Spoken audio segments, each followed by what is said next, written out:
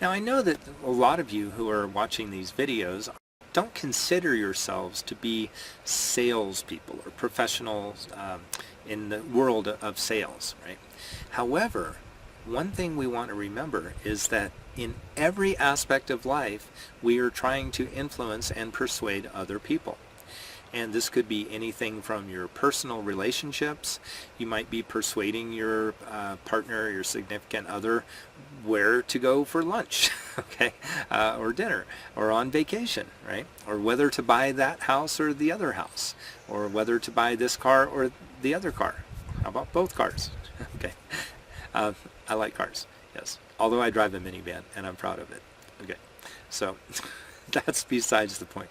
You know, one of the cool things about doing these videos is you never know what's going to come out of my mouth. All right, so let's get back to some various ways that you can use these persuasive strategies.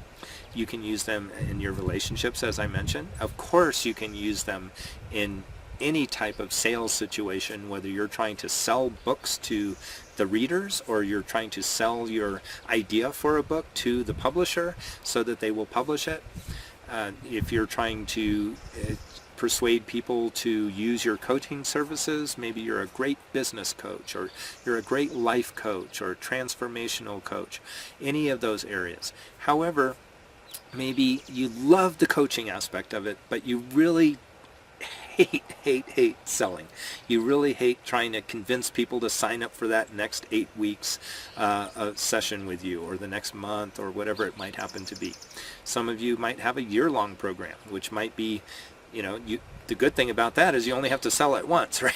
Okay, but you still have to sell it. All right, you can't get around this idea that you can be an author, you can be a speaker, you can be a coach, you can be any number of other professions and not understand these persuasive and persuasion and influence strategies. So these can also work in your personal life with your children. If you're trying to persuade your children to do their homework or clean their room or eat their vegetables, okay.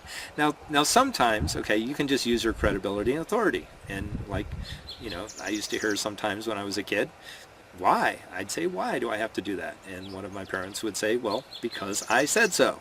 And that was the only reason, and I just had to do it, right?